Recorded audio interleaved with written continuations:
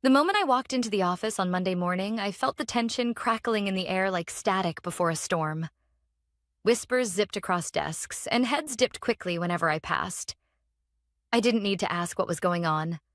I'd been at the concert on Saturday night, center stage, watching it unfold on the giant screen with 20,000 strangers.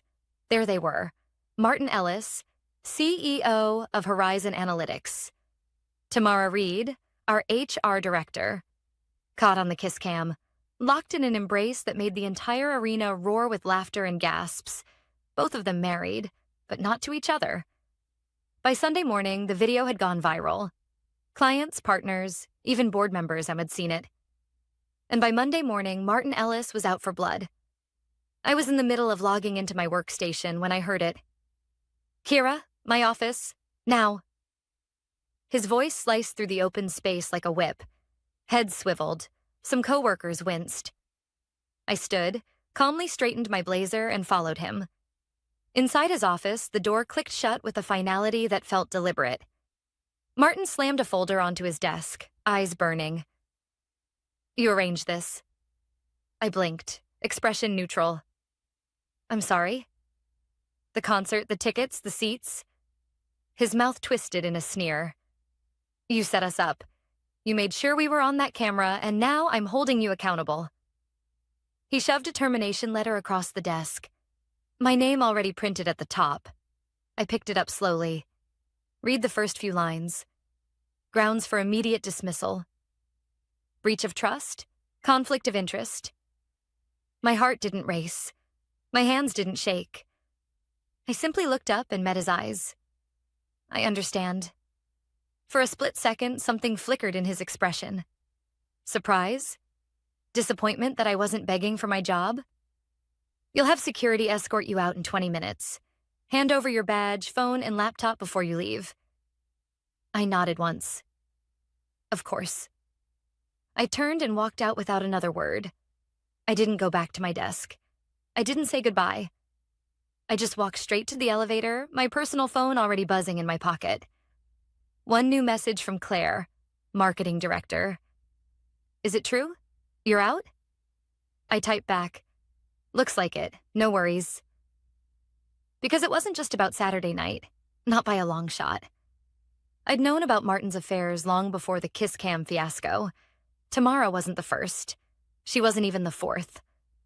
Over the past 2 years, I'd quietly collected every breadcrumb, forwarded emails, calendar invites sent at 2 a.m., receipts charged to the corporate card, signed off by Martin himself.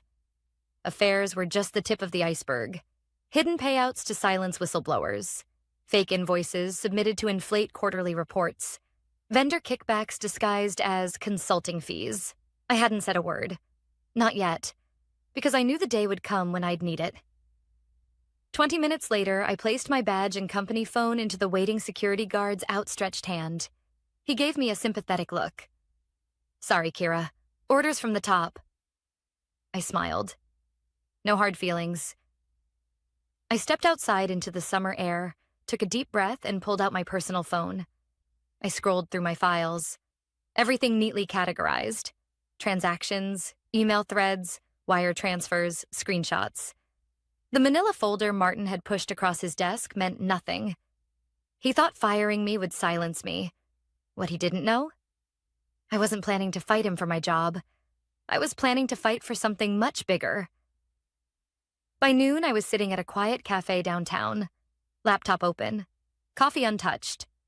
Across from me sat David Chen, Horizon's chief compliance officer.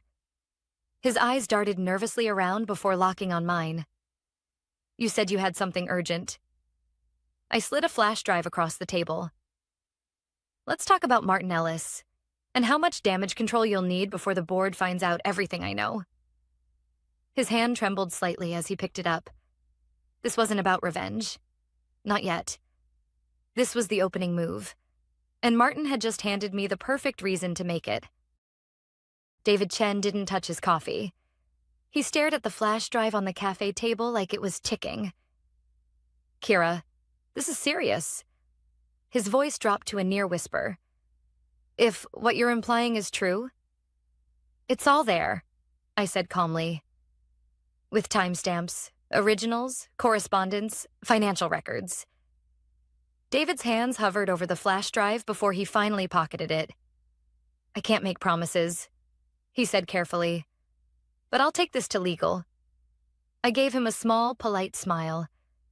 "You don't have to. I already did." His head jerked up.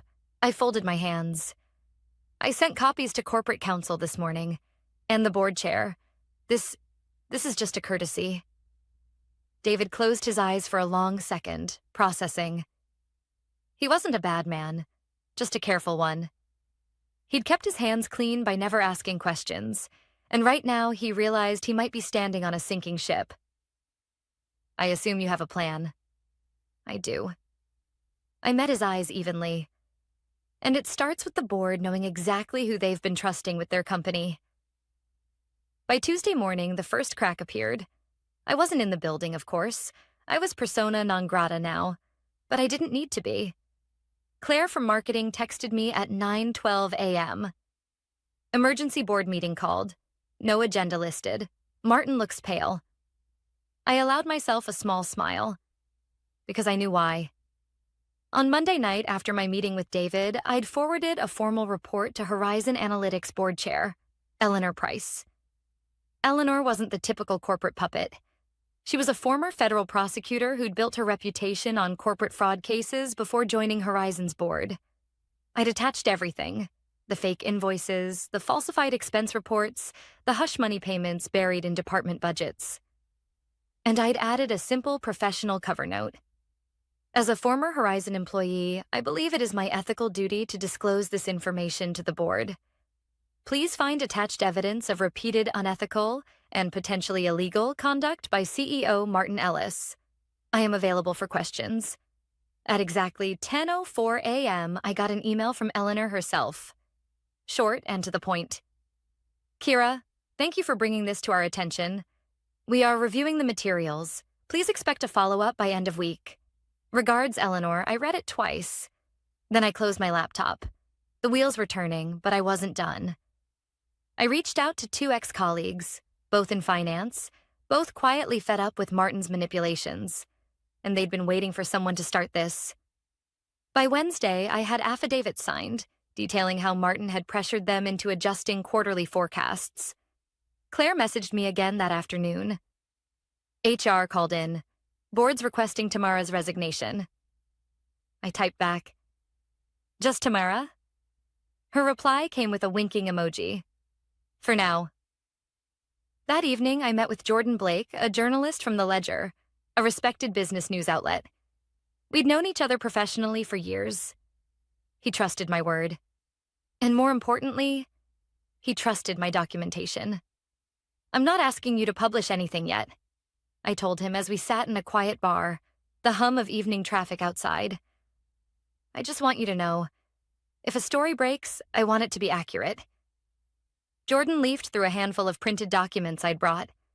Nothing confidential, nothing that would compromise legal action, but enough to paint a very ugly picture. "Looks like a pattern," Jordan said quietly. "A bad one." "Exactly." I met his eyes. "And it's been happening right under the board's nose." Thursday morning, the fallout began to spread inside Horizon. Claire's message came in at 8:50 a.m. David Chen requested a closed-door session with the board this morning. Martin looked not happy. At noon, compliance team locked in legal's office? No one knows why. By 3 p.m., Tamara's LinkedIn updated. "Open to work. She's out." I didn't reply. I didn't need to. The cracks weren't cracks anymore. They were fractures. But I knew Martin. He wasn't going to go down without a fight. I could already imagine his next move. Deny everything, blame subordinates, threaten legal action against disgruntled employees. That was his pattern. Which is why, that night, I drafted one more email. Subject line: formal request for whistleblower protection recipient Eleanor Price, board chair. Attached, my formal statement under legal counsel. I hit send. Then I leaned back in my chair. The first move had been made. The board was watching. The press was circling. And Martin Ellis? He was running out of places to hide. By Friday morning, Martin finally played his hand. I wasn't surprised. In fact, I'd been waiting for it. At exactly 8:17 a.m., my personal phone buzzed with a notification. Cease and desist letter, Horizon Analytics. Delivered via email by Dawson and Harlow LLP, the law firm Martin kept on retainer. I opened the document with a calm I didn't entirely feel. Cease any and all defamatory statements regarding Mr. Ellis. Unauthorized use of confidential company information. Further action will be pursued if this matter is not resolved immediately. I read the 2-page letter twice. Then I forwarded it to my attorney, Renee Collins, with a brief note. Expected this. Your move. By 9:30 a.m., Renee responded. Standard intimidation tactic. No merit. Already drafting response. I smiled. Renee wasn't just any attorney. She specialized in corporate whistleblower cases.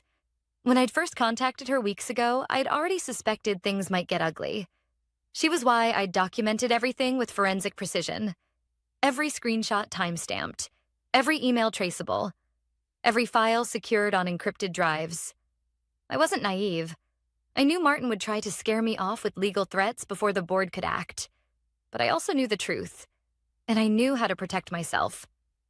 At 10:12 a.m., Claire messaged me again. Big blow-up in the executive conference room.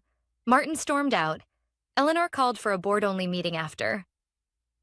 At 11:45 a.m., it's doing a forensic audit on Martin's accounts. That's gotta be bad. I typed back, it is. I knew exactly what they'd find. Or rather, what they wouldn't. Because 3 months ago, I'd discovered that Martin had been rerouting company funds through a shell vendor account. Harper Consulting.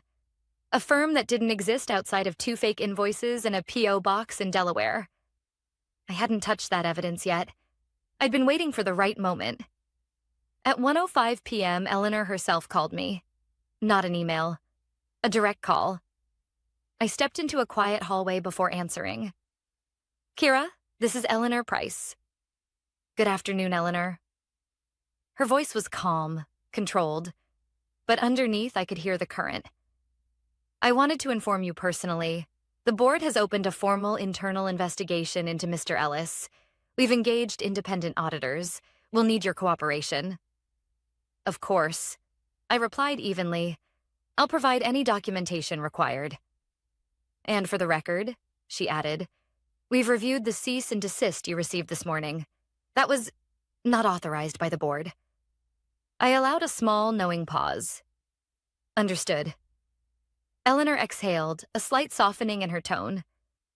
You've handled this with professionalism, Kira. We'll be in touch.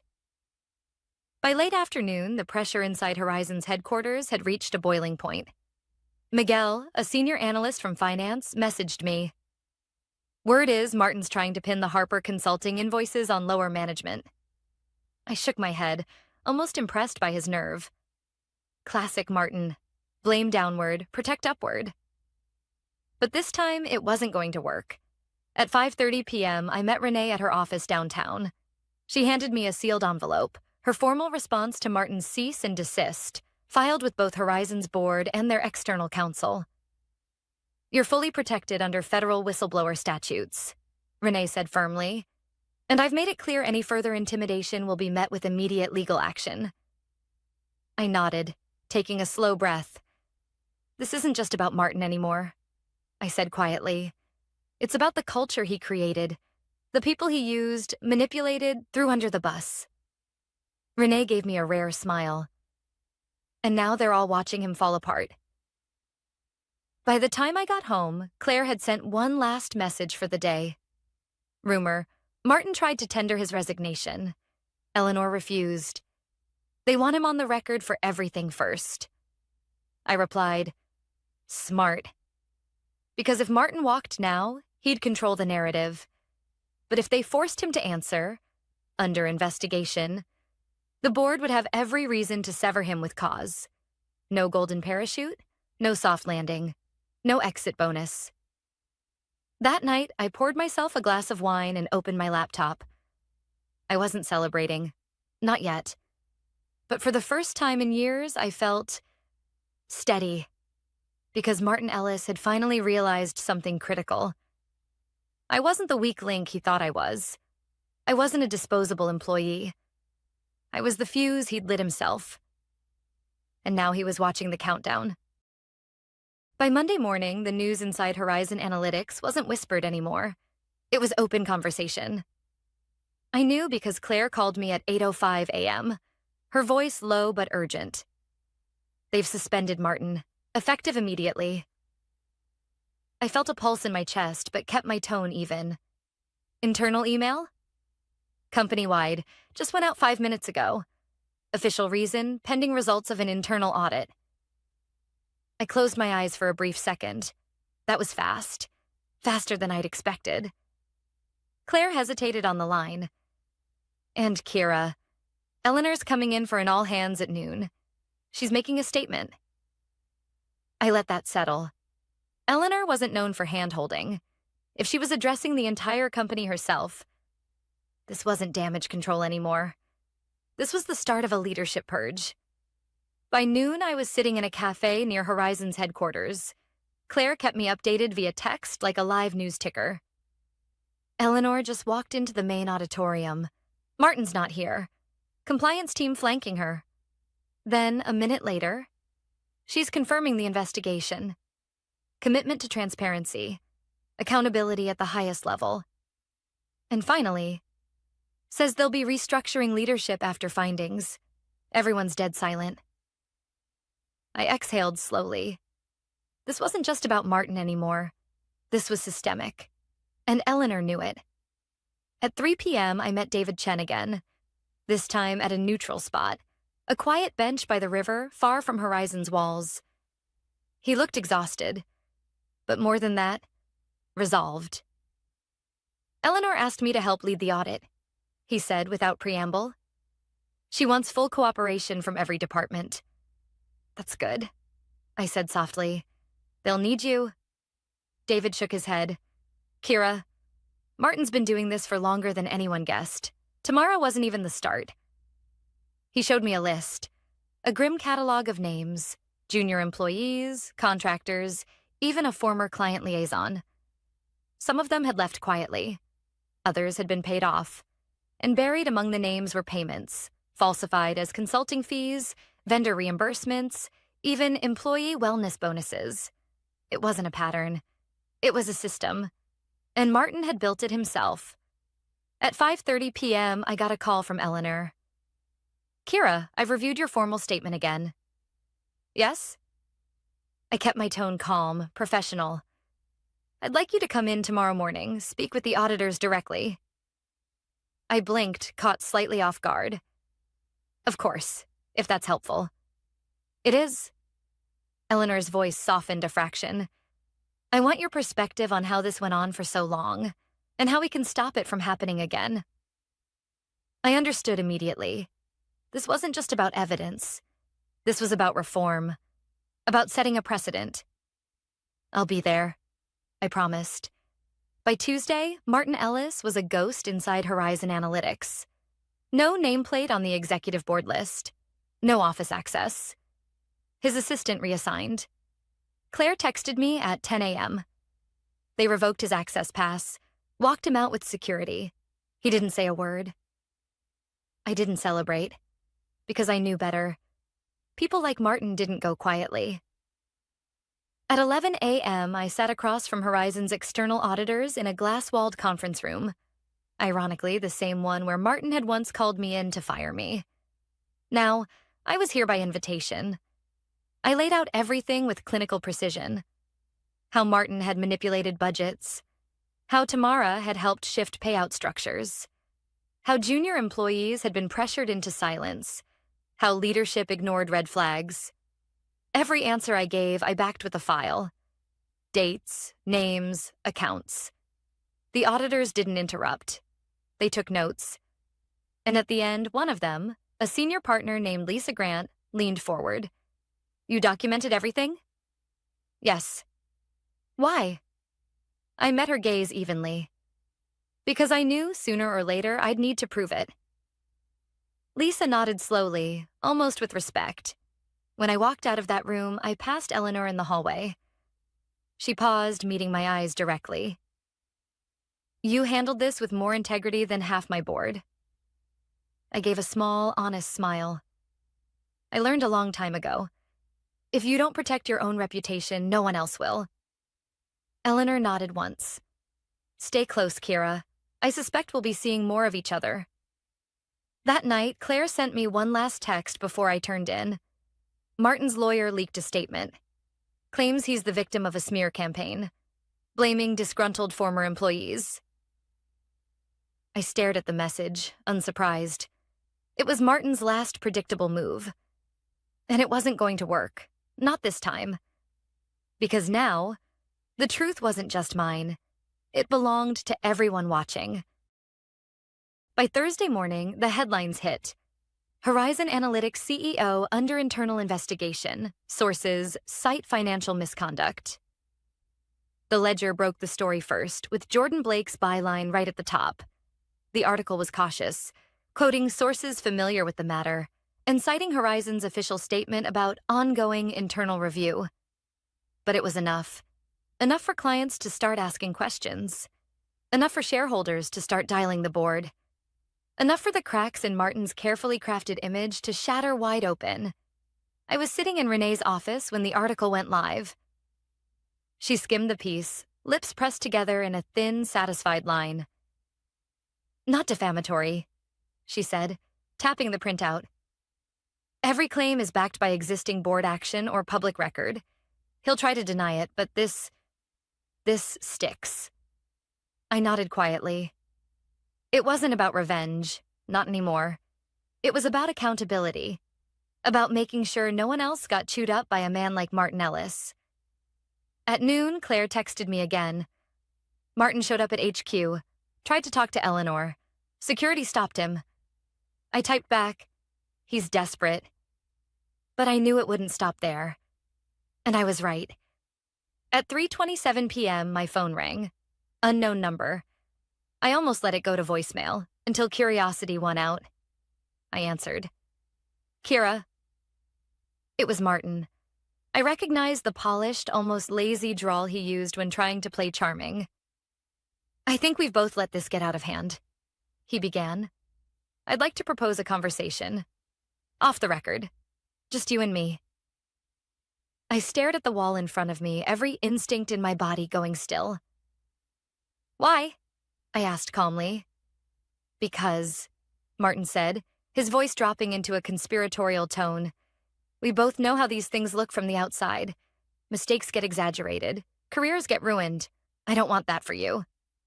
I almost laughed. There it was. Martin's real play. A thinly veiled threat. "You think I'm worried about my career?" I asked quietly. A pause. "I'm offering you a way out of this," he said, voice sharpening. "Walk away, say nothing else, and I'll make sure you're looked after." I pictured him, probably pacing in some overpriced office, trying to salvage control the only way he knew how. I smiled slightly.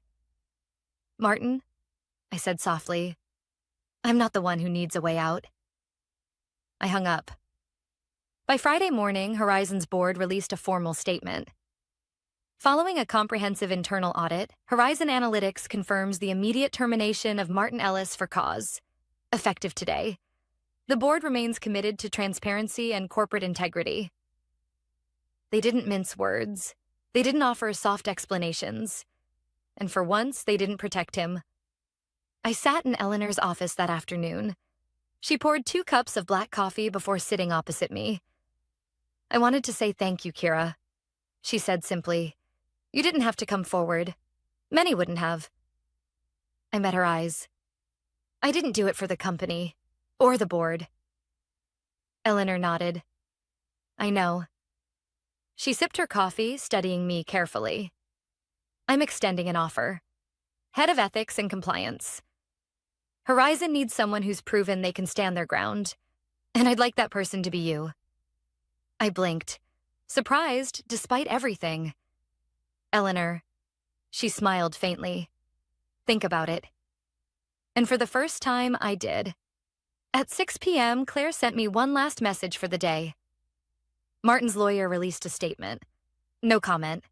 He's gone. I stared at the words for a moment. It didn't feel like victory. Not exactly. It felt like closure. The kind you get when you finally shut a door you should have closed years ago. I stepped outside into the early evening air. The city felt sharper, cleaner somehow. For the first time in weeks, I didn't feel like I was fighting a current. Because Martin Ellis wasn't just out of Horizon. He was out of places to run. And out of people willing to protect him. The following Monday morning felt strange. For the first time in years, I wasn't rushing through traffic or preparing for a tense executive meeting. I was sitting in a small corner cafe, the same one where I'd first handed David Chen that flash drive. The storm had passed. Martin Ellis was out. Horizon Analytics was in cleanup mode. And me? I had a decision to make. Eleanor's offer sat in my inbox, flagged and waiting. Head of Ethics and Compliance. Horizon Analytics, a full executive package, complete autonomy over internal investigations, direct reporting line to the board. It was the kind of position most people would kill for. But I wasn't sure I wanted it. After everything I'd seen, after everything I'd fought through, was it enough to walk back into the same building, wearing a different title? I stirred my coffee slowly, thinking about all the faces I'd worked with. The ones who'd quietly endured Martin's behavior. The ones who had stayed silent because speaking up had always meant risking everything. And the ones who had been pushed out, discarded when they became inconvenient. I wasn't angry. Not anymore. I was tired. At noon, I met Claire for lunch. She slid into the booth across from me, her usual quick smile softening when she saw my expression. So, have you decided? I shook my head. Not yet. Claire exhaled, folding her hands on the table. You'd be good at it, Kira. Better than anyone they could bring in. I know. I said it without pride, just fact. But? She prompted gently. I took a slow breath. I'm just not sure I want to spend the next chapter of my life cleaning up after people like Martin. Claire nodded, her eyes thoughtful. That's fair. We sat in comfortable silence for a moment before she added quietly, but maybe it's not about cleaning up after them. Maybe it's about making sure there's never another Martin in the first place. I looked at her. Really looked. And for the first time, I wondered if this wasn't about revenge, or even redemption. Maybe it was about legacy. That evening, I called Eleanor. She answered on the first ring. Kira, I've thought about your offer. And? I smiled slightly. I'll take it, but on my terms. Eleanor chuckled softly. I expected nothing less. Let's meet tomorrow morning to discuss. 1 week later, I walked back into Horizon Analytics. But this time, I wasn't the woman quietly gathering evidence in the shadows. I wasn't the dismissed employee. I wasn't the whistleblower fighting for survival. I was the head of ethics and compliance, and my first meeting was with the entire leadership team. I stood at the front of the main conference room, the same room where Martin once stood, spinning half-truths and empty promises.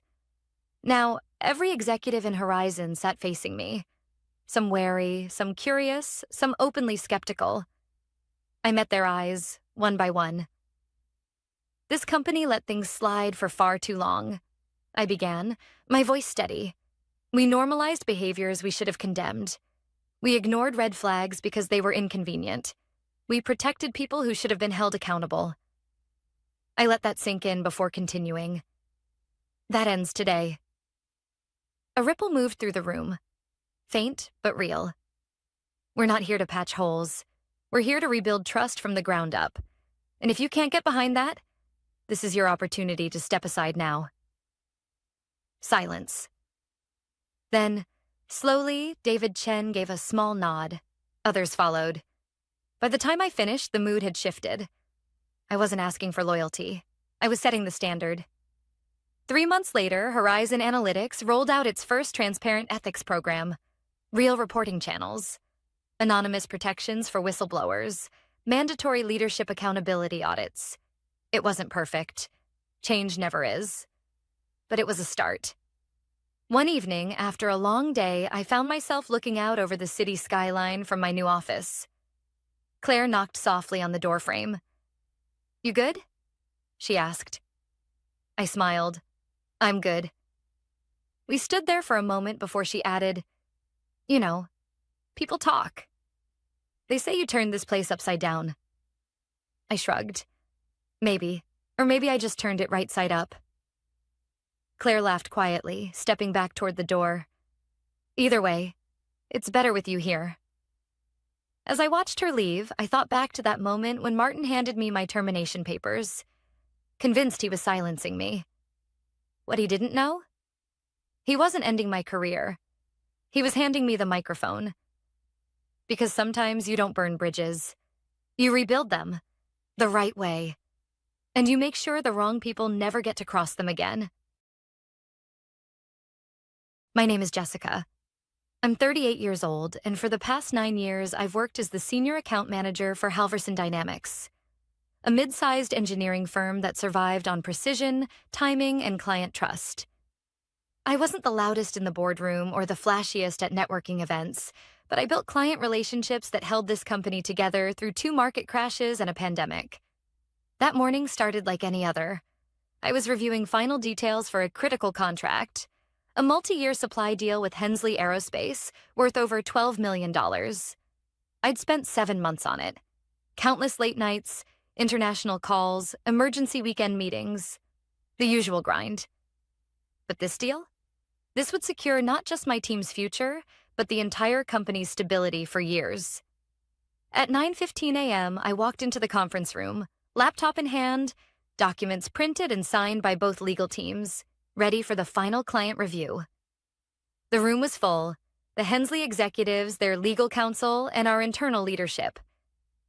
And then, there was him. Ethan Caldwell, our new CEO, 33. Harvard MBA, consultant turned executive with a LinkedIn profile packed with buzzwords like disruption and agile mindset. He'd been with us exactly 6 weeks. He didn't greet me when I walked in, just gave me that corporate shark smile as I took my seat at the end of the table.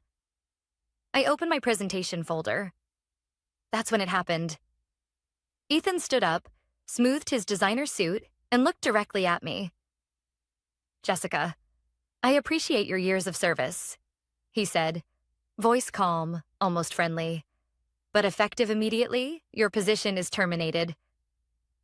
The room froze. I blinked once. My hand stayed on the folder. I felt every pair of eyes shift from him to me. The Hensley COO, a woman I'd flown to Tokyo with last spring, stared at Ethan like he'd just grown horns. I adjusted the stack of documents in front of me. "I hope tomorrow's contract signing goes as planned." Ethan gave a short, dry laugh. "What contract?"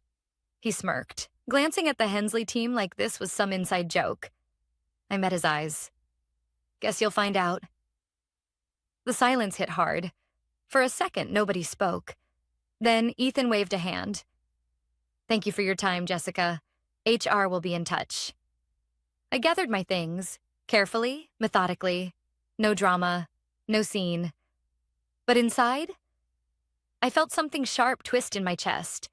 Not humiliation, not fear. Something colder. I walked out of the room without looking back.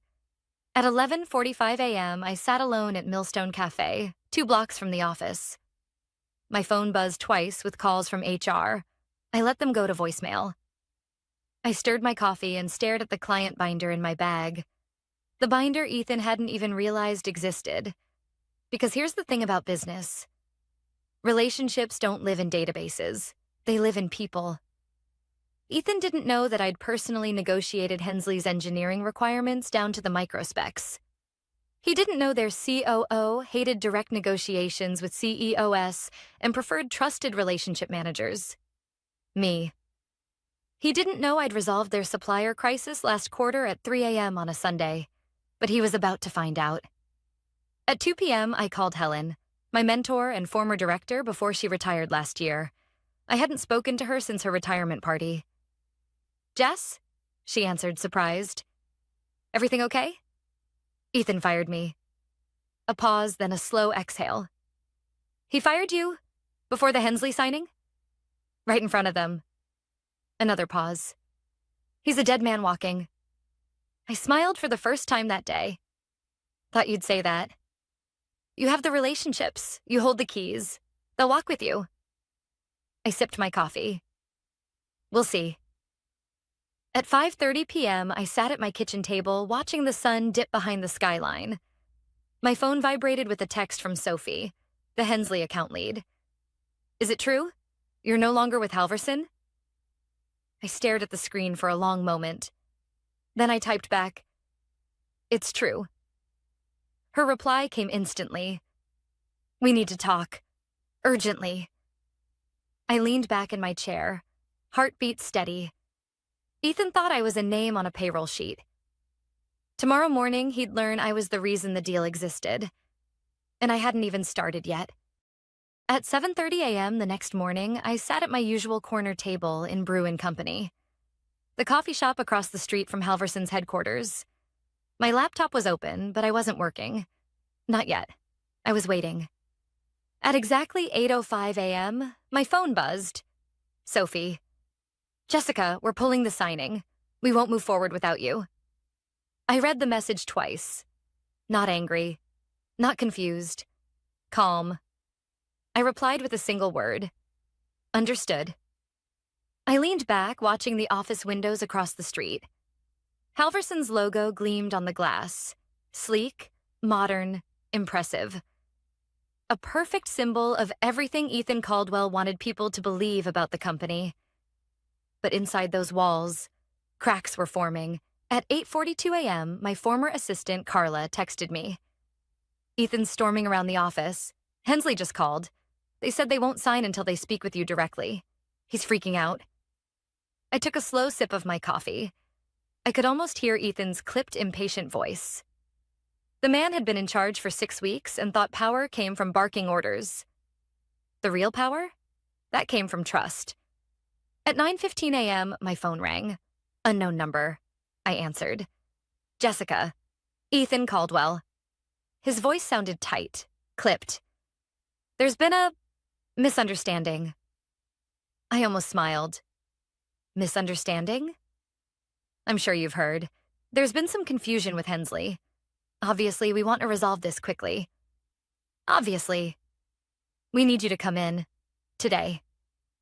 I set down my coffee slowly. "I don't work for Halverson anymore.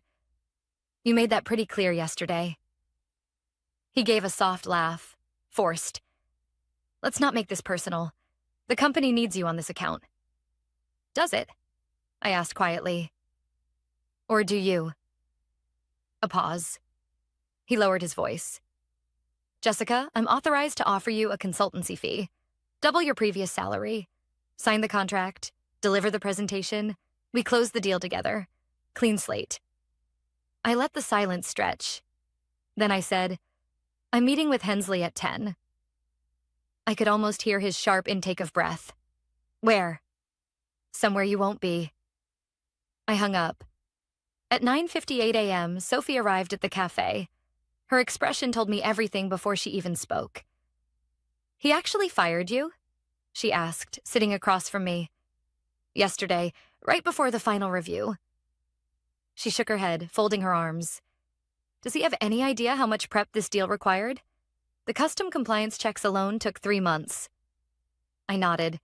"He thinks relationships are optional." Her eyes hardened. "They're not. Hensley isn't signing with Halverson." I studied her face. "Are you sure?" "We don't work with companies that treat their people like numbers." She leaned in slightly. "But we might work with people we trust, wherever they go."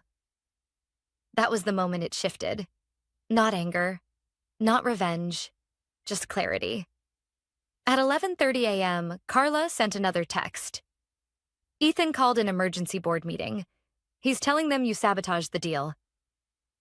I stared at the message, letting it sink in. Sabotaged? Typical. When things fall apart, some people blame the storm. Others blame the weather report. I replied, "Tell him I wish him luck." At 1 p.m., Helen called. "You met with Hensley?" "Yes." "And?" "They're open to a new partnership. Independent consultancy. They said they'd move their business, if I'm leading it." Helen gave a low whistle.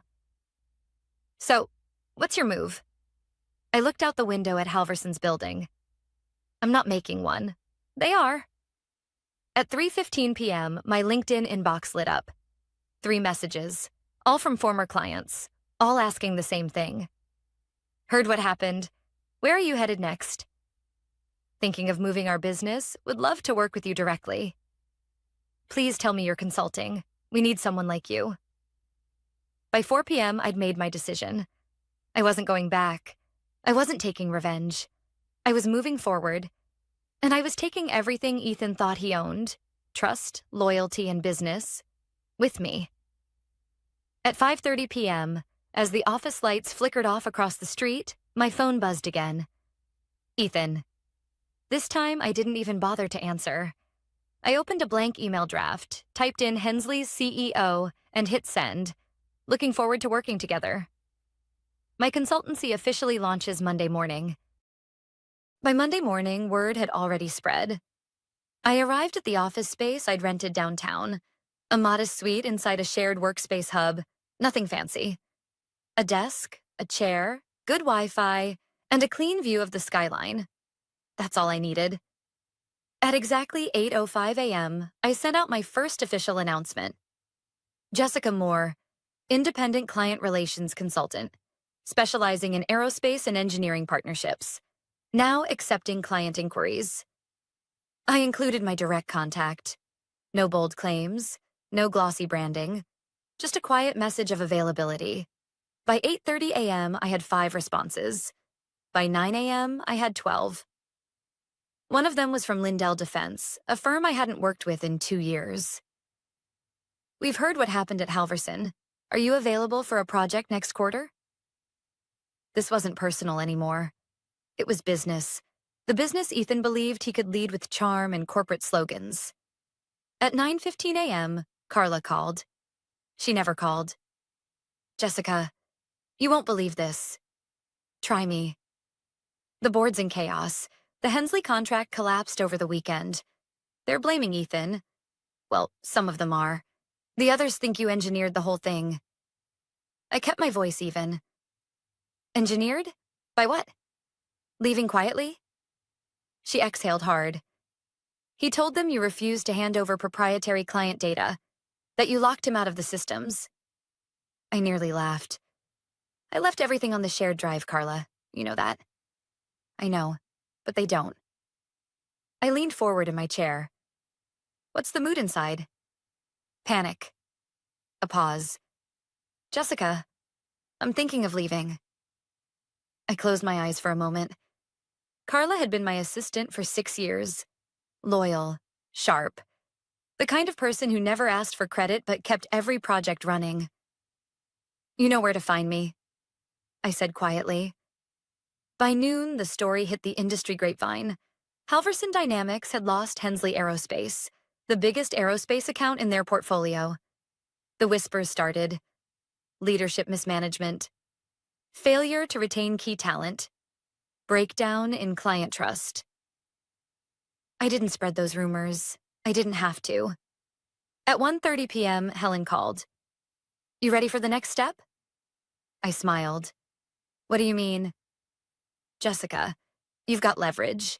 You've got clients. You've got momentum. Time to decide, do you want a freelance? Or do you want to build something bigger?" I let the question hang. I hadn't thought that far ahead. I was thinking, maybe small-scale consultancy? Helen laughed. "You're thinking too small."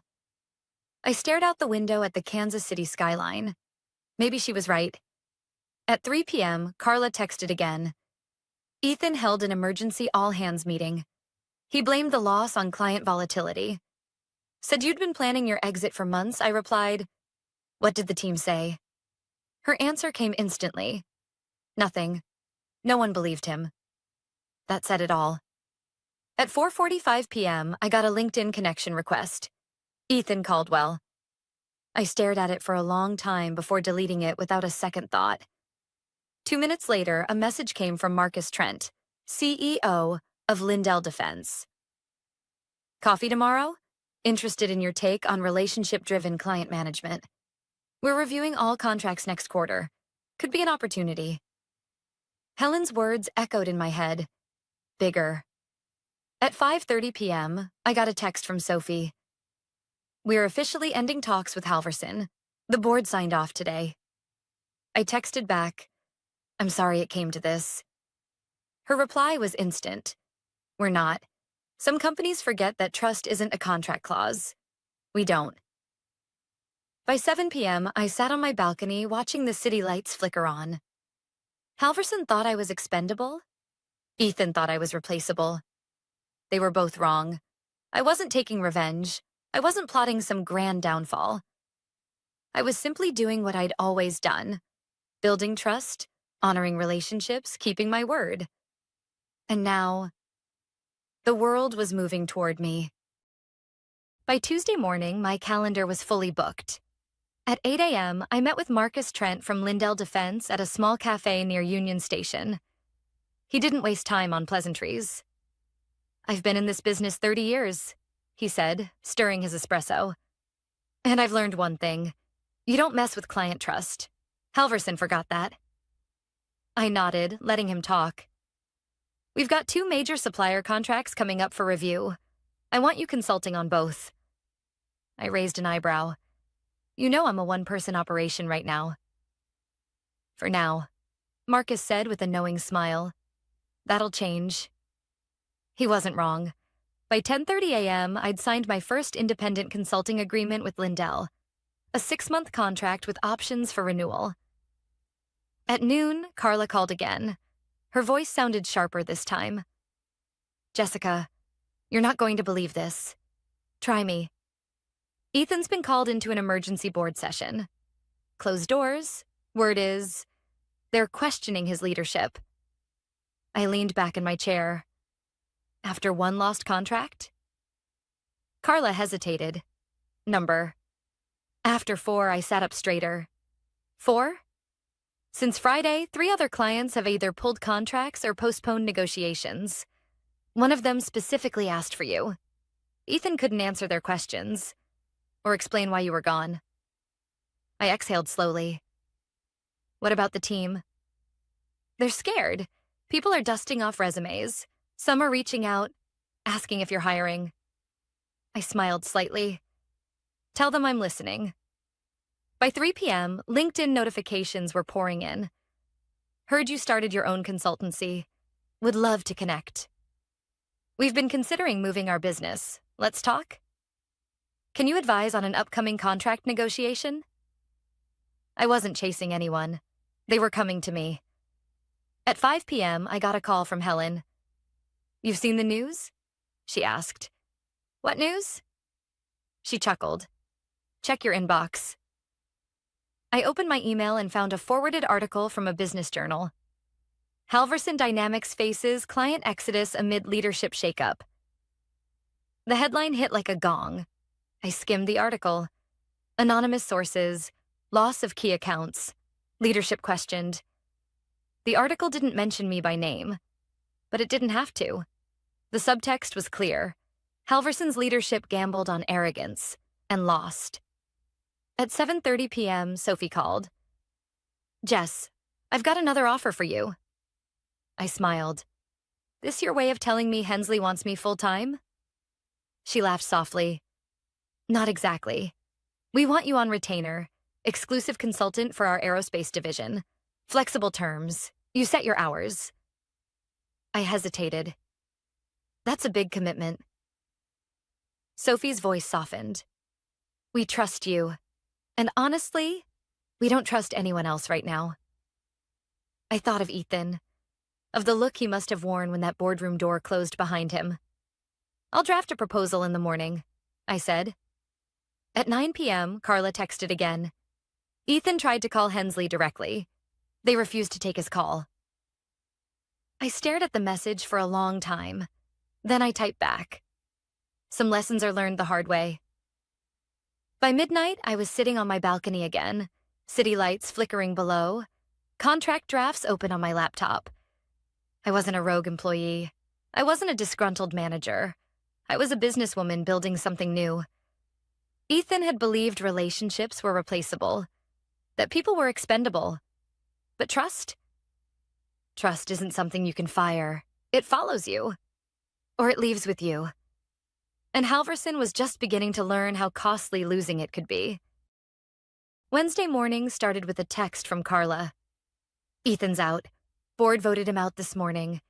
Interim CEO announced Martin from finance. I read it twice.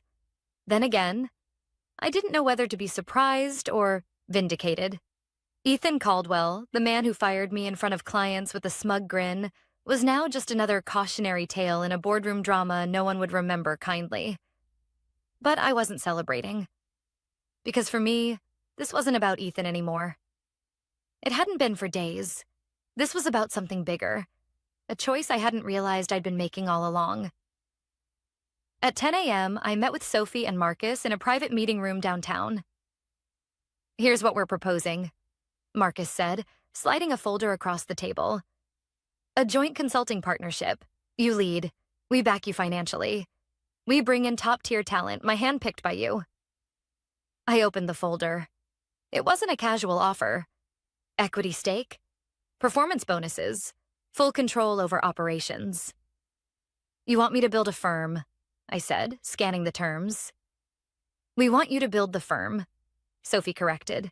The one companies like ours actually trust. For a long moment, I just stared at the document. It felt surreal. 1 week ago, I'd been an employee in a system I thought I couldn't change. Now, I was staring at the blueprint of a company with my name on it. And not because I'd chased revenge, but because I'd chosen to walk forward when everyone else scrambled to fix their mistakes.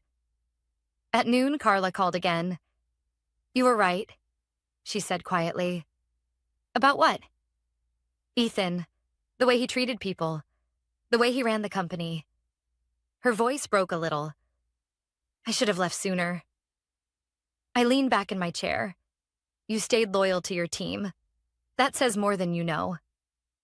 I put in my notice this morning, and I'd like to work with you if you'll have me. I didn't even hesitate. I'd be lucky to have you, Carla. By 3 p.m., I'd signed the partnership agreement with Marcus and Sophie. By 4 p.m., I had my first 2 employees lined up. Carla for operations and a compliance specialist I'd worked with on a past project. At 5:30 p.m., Helen texted, You're doing it. Proud of you. I smiled at the screen. Meanwhile, inside Halverson, the cracks were splitting wide open.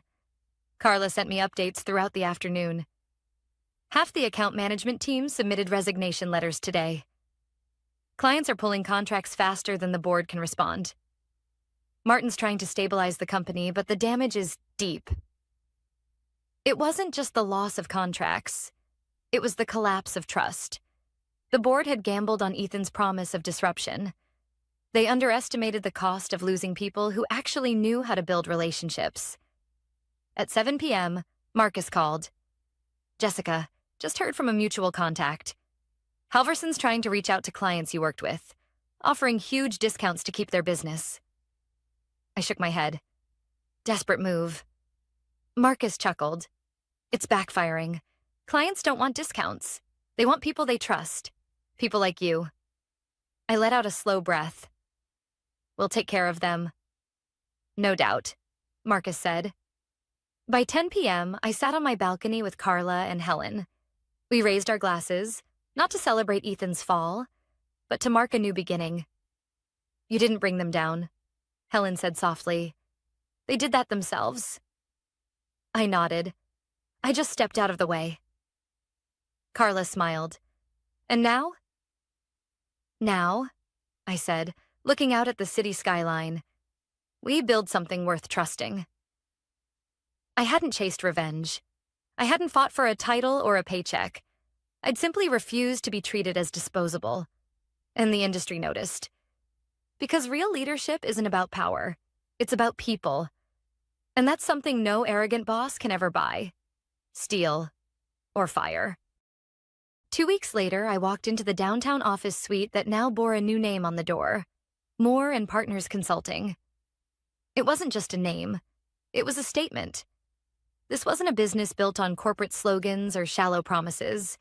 It was built on relationships, the kind that don't crumble at the first sign of pressure. Inside, Carla was setting up the conference room.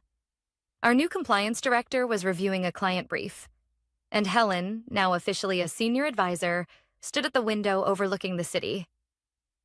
"Not bad for 2 weeks," Helen said, smiling. I smiled back. "Not bad at all."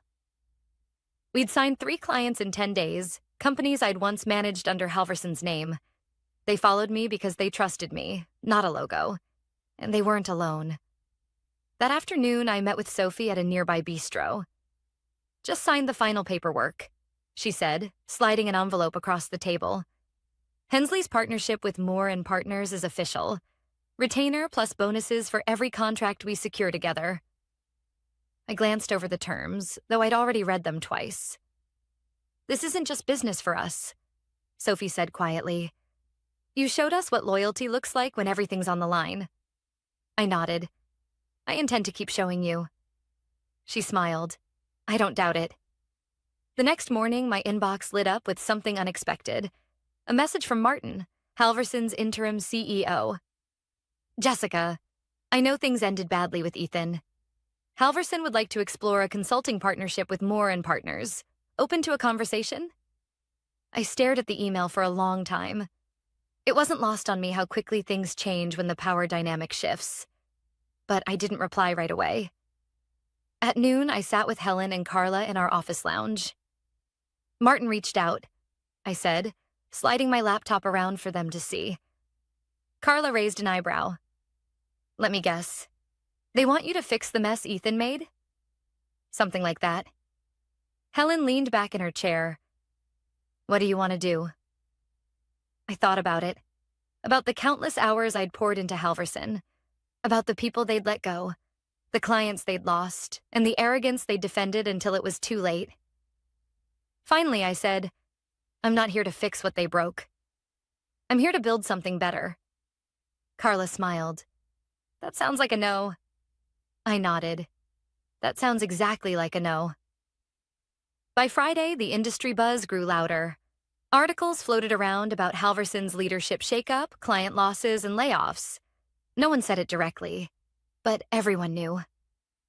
And in quiet corners of the business world, people started using a phrase I hadn't expected. The Halverson mistake. Not because I destroyed them, but because they destroyed themselves by undervaluing the very people who held them together. That weekend, Helen pulled me aside at a small team gathering. "You could have burned them down, Jessica," she said. "Some people would have, but you didn't." I shrugged. "Didn't need to." She nodded. "That's why you're winning." I thought about that. And she was right. Because sometimes the best revenge isn't payback. It's moving forward without bitterness. It's proving by your success that you were never the problem. They were. On Monday morning, I finally replied to Martin's email. "Thank you for reaching out. At this time, Moore and Partners is focusing on forward-facing client relationships. We wish Halverson Dynamics the best in rebuilding their trust with the industry." I hit send and closed the laptop. No drama, no bitterness, just done. By the end of the month, we'd secured 2 more clients and hired 3 more team members. Moore and Partners wasn't just surviving. We were thriving. Because when people trust you, they follow you. When you respect them, they fight for you. And when you lead with integrity, you never have to look back. Ethan vanished from the industry within a month. Halverson limped on under new leadership. But me? I built something I believed in. And more importantly, something others believed in too. That was the difference. And that's something no arrogant boss, no short-sighted board, and no reckless CEO can ever take away. Because in business, just like in life, the best kind of revenge is never needing any at all.